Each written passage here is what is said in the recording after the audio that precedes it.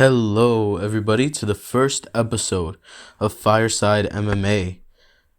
Today is April 31st, 2025, and we have a lot to go over from this weekend and a little bit to preview of the future UFC events. So, this past weekend, UFC Mexico City, two big fights to stand out. We saw Raul Rosas Jr. beat Vince Morales with a unanimous decision. That was a great fight, honestly. It was pretty back and forth. Raul Rosas Jr. did a very good job using his wrestling. He had very smart grappling in the fight. He stayed calm. There was a point, I think at the beginning of the third round, that Vince Morales had him pretty deep and pretty stuck in a darce, and Rosas stayed calm, was able to work out of it, and end up taking that round. So, excellent performance from Raul Rosas Jr. That one fight that Raul lost I think 2 years ago, I really thought he was going to get buried after that. He came in very hype. He had a lot of hype around him, got signed to the UFC at 17. He won his first two fights, I think, or first one or two fights, and then got that challenge and just couldn't overcome that next step. And I thought he was going to get buried. I didn't think we'd be seeing much of him then. But then the Chihuihuis meme just skyrocketed. His performance at the Sphere just also skyrocketed him. So I'm happy to see him doing well. Happy to see him back and winning. And it introduces a nice question of what's next for him, because you can see the growth. I mean, he started as very young and good. Started good very young, and you can just see him continue to grow. So the real question is what to do next with him. I don't think he's ready for a ranked fight yet. He's still young. I don't think we need to throw him in there. Ranked fight. I think we could get him one more test fight before we have to throw him a rank. I think if we do throw him in a ranked fight, it should be very low.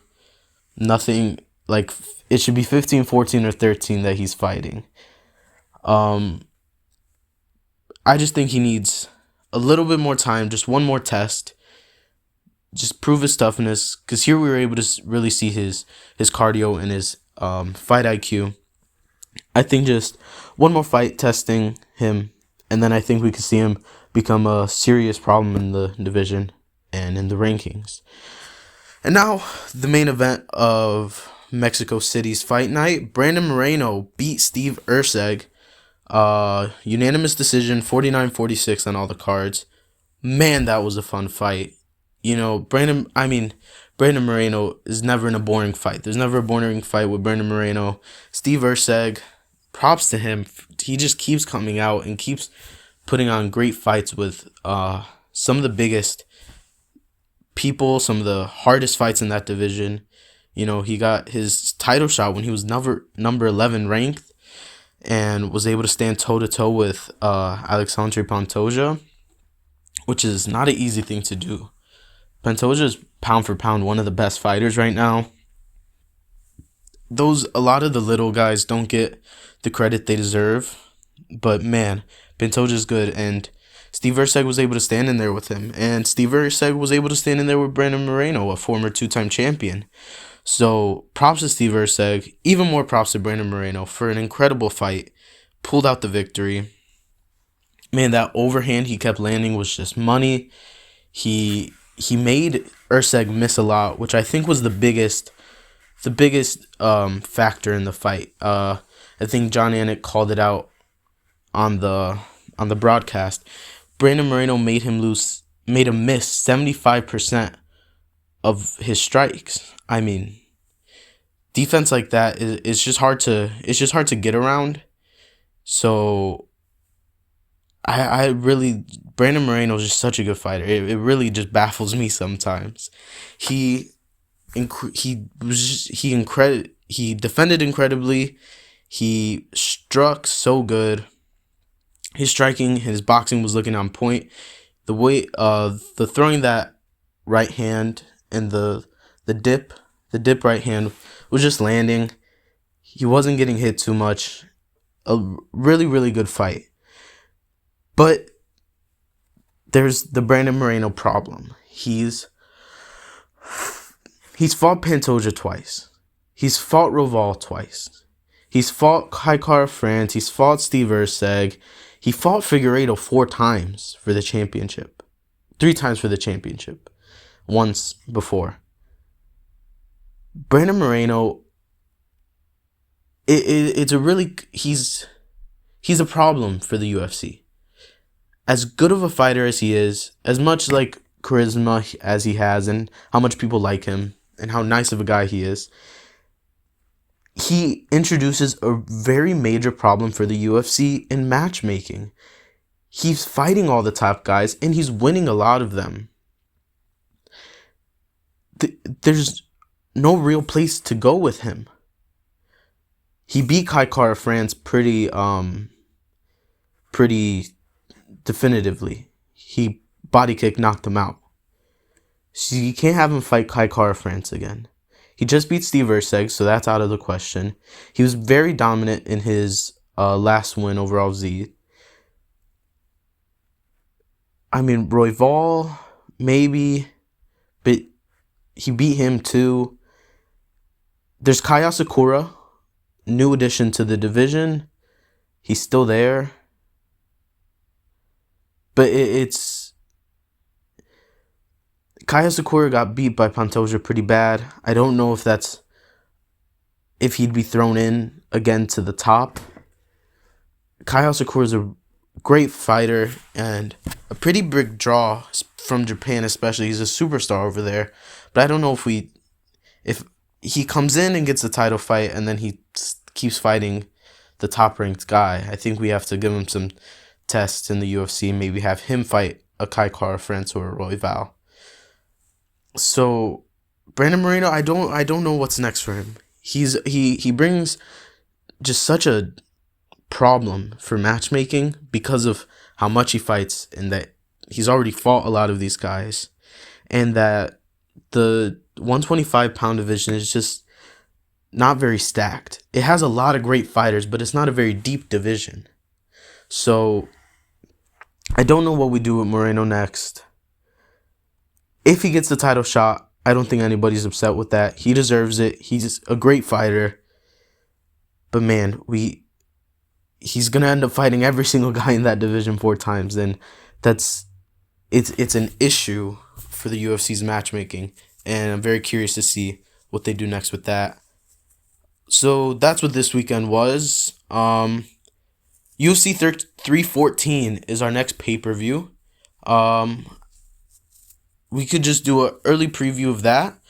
There's a lot of fights here that jump off the page for me. There's so many good fights on this card. This card is a lot more stacked than I thought. Firstly, we have Jim Miller and Chase Hooper.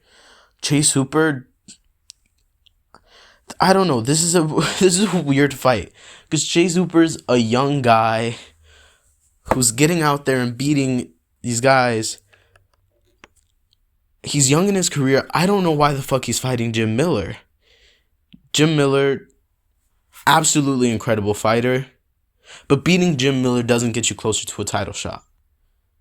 And I don't know if Chase Hooper's just not wanting a title shot, or if he still feels like he's young enough to get this experience in fights and then start fighting seriously ranked guys. But, I mean, it will be an incredible fight. That'll be a great jiu-jitsu match. Me personally, I'm a huge jiu-jitsu fiend. I love watching great technical jiu-jitsu fights. I train jiu-jitsu myself, so seeing Chase Hooper fight is always exciting for me. Seeing Jim Miller fight is always exciting for me. And I'm excited for the fight. I think it's going to be a great fight. Always happy to see Jim Miller fight one more time. But it's just interesting to me, the matchmaking in that, having the guy with the most fights ever in UFC history fight a young, kind of upcoming guy who just figured out how to not throw a kick and a punch at the same time. No disrespect to Chase Hooper, of course he's awesome, but that last fight of his was really good. His striking was on point, and I don't see why, as he's growing, he'd still keep fighting older guys and guys on the way out. But Jim Miller's still a tough fight. He shouldn't overlook him, but just the thought process of that is a little interesting to me. Next, we have Jan Janaun, and I'm going to butcher this name so bad. Virna Jandiroba. I think that's how you say it. Jandiroba. Number 1 and number 3 in the women's strawweight division. Absolute. You know what? That's, I think, the 5th, 6th fight on the... It's on the prelims, is all I'm saying. That's the number 1 and number 3 ranked fighters in that division. They're on the prelims. Just absolutely insane to me. But Jan Janan, incredible fighter, such a tough girl. She's coming in, fighting Jandiroba. That's a very interesting fight for this division. That's possibly the next title eliminator. Not much really to say about that fight. I think it's a great fight. I'm very interested to see who wins, see what the future of that division holds, and possibly see who Zhang Weili is going to fight next. I think a Yan Jinan rematch would be fun for Weili. I think if Jinan is able to, really improve that grappling defense and not stay under Weili, she can do well in a rematch. Because she probably gave one of the toughest fights to Zhang Weili. Other than Weili's losses, all her wins, especially her wins is when defending her belt, Yan Jinan probably gave her one of the tougher challenges, and just not getting put out, I guess, because Zhang Weili is just incredible. She ran through everybody in that division, keeps running through everybody in that division. Next fight on that card is Dan Ige fighting Woodson. Dan Ige is the 15 ranked featherweight. And man, the UFC must love that guy, because stepping in with Lopez at the Sphere on short notice, just incredible. Tons of heart, great fighter. That'll be a fun fight to watch. Ige's always a pretty good fight to watch.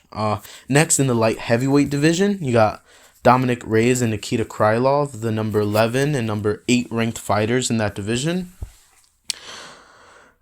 I'm a little scared for that fight.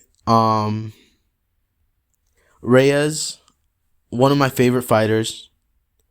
I think he beat John Jones in that fight. A bit argument in the MMA community. I think he won that fight. I think he was one of the greatest light heavyweights at one point. So that'll be an interesting fight to see. Nikita Krylov, number 8 ranked. I think Krylov's going to win that fight. Never like to see Reyes lose, but that'll be a fun fight to watch. Definitely going to be a banger.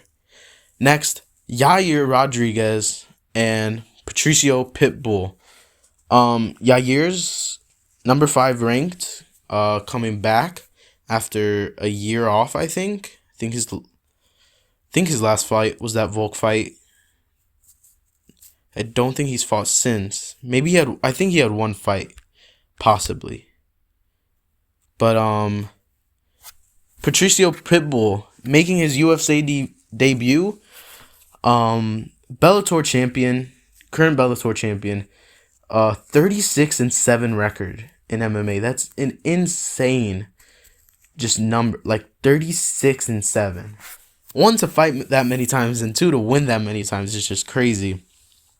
Making his UFC debut at 37 years old. Man, MMA is a young man's game at the end of the day. There's not many people that can do it well older. There's not many people that could come into the UFC at an older age and succeed. Obviously, Patricio fighting at Bellator and being the champ, he's cemented himself as a great MMA fighter. So it's not like he's coming in as like a boxer or something to MMA and starting just fresh. He is a good MMA fighter. He's a great MMA fighter, and he's coming to test himself with the best of the best. The UFC just is the best of the best. He's one of those, and he's coming to fight. So that should be very exciting. Joining the UFC at 37 is not an easy thing to do. So it'll be exciting to see how he does against somebody like Yair Rodriguez, who's a very tough fighter. He has just those kicks, the speed. His striking is just insane. So it'll be nice to see how that fight plays off. Next fight on that UFC 314 card is Bryce Mitchell and John Silva. John Silva's unranked, but he's fighting with the Fighting Nerds. Bryce Mitchell is 13 ranked. I don't like Bryce Mitchell. I think that's not an unpopular thing to say. He's not that great of a fighter. He's a good fighter. Can't say he's a terrible fighter, doesn't know how to fight. He's a pretty good fighter. I mean, everybody's allowed to have their own political beliefs. I'm just excited to see John Silva knock him the fuck out.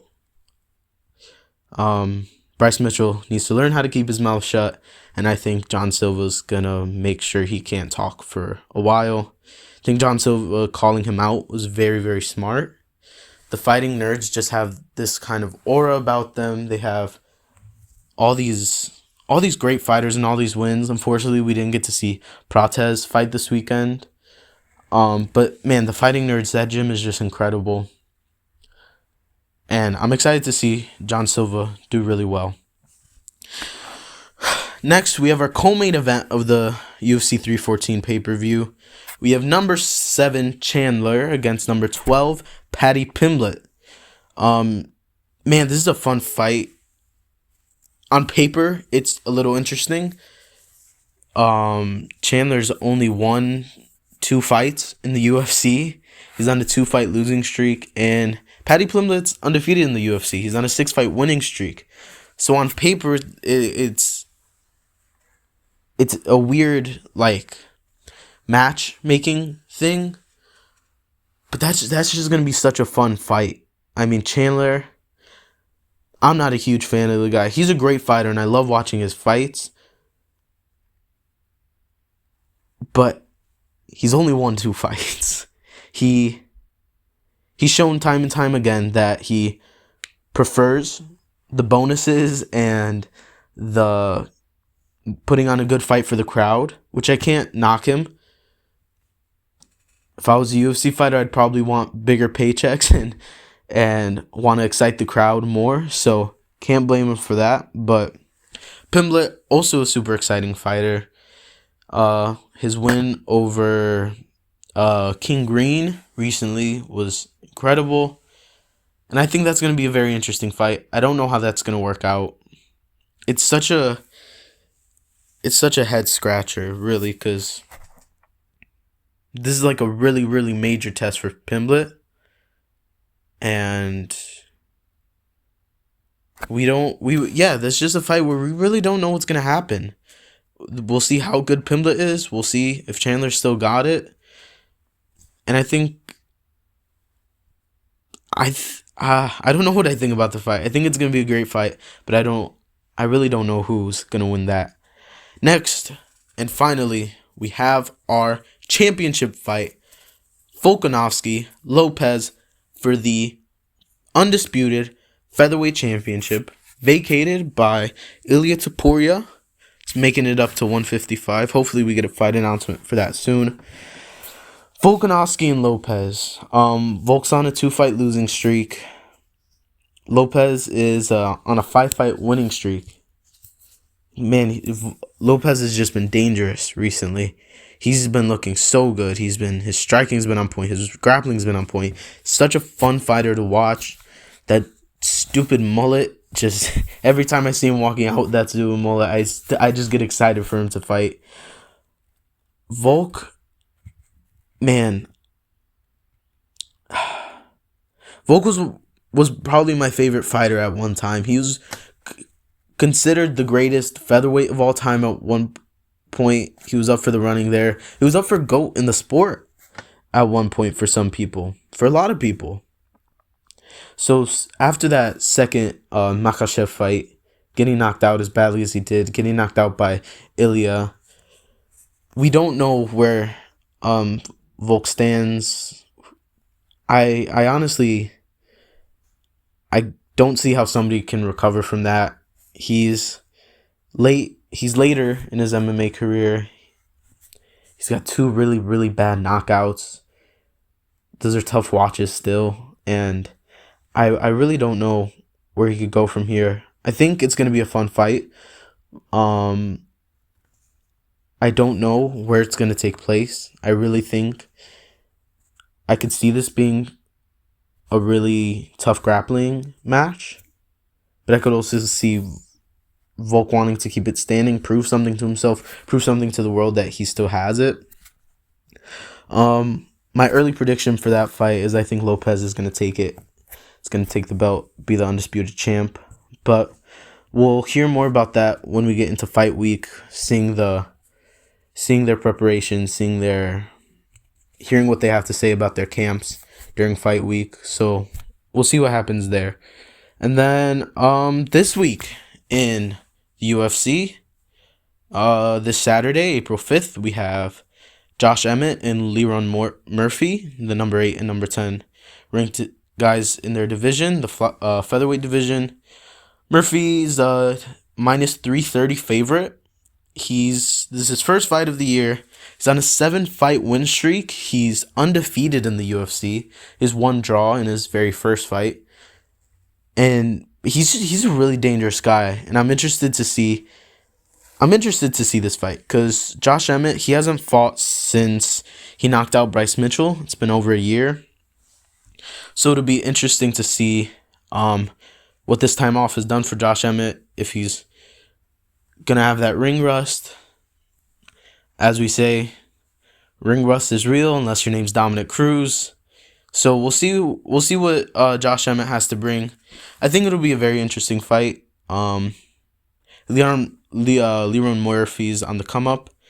I think this fight could put him in a very good position, especially with how much change is going on at the top of the division the week following their fight with Yair Patricio and Volkan Lopez, even Bryce Mitchell and John Silva. Like, we can see there's a lot of featherweight stuff going on in the next 2 weeks, so it'll be interesting to see what happens there. Very excited for that. There's one more thing I want to talk about, and that is Ilia Topuria. Obviously, next pay-per-view is Volkan Lopez fighting for the vacated belt, but Topuria brings a very interesting aura to him. He's such a good fighter, and I think introducing him to one of the toughest divisions in the UFC, if not the toughest division in the UFC, is interesting. What to do with him is a very interesting question. There's a lot of guys we could potentially see him fight. I really don't know how we go about this. I don't think he gets a title fight right away. I'd be surprised if he did. I personally, I hope he fights Oliveira. I think that's a great fight to make. I think that puts Oliveira because Oliveira needs to prove he gets a fight for the championship. He's coming from a loss against Sarukian, and I think he just needs to prove that he deserves the championship opportunity. I'm the biggest Charles Oliveira fan, and I still think he needs to he needs to prove that he deserves that title shot, and I don't think there's a better way to do that than fight the featherweight champion who's coming up.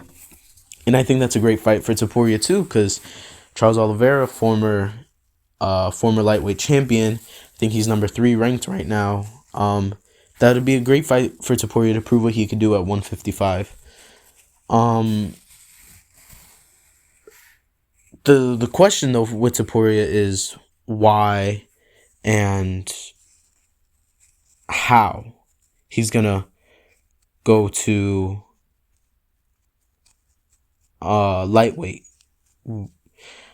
I don't, because this was his first defense against Max Holloway, his first featherweight defense. I've never just, I can't remember a guy leaving the division after one defense.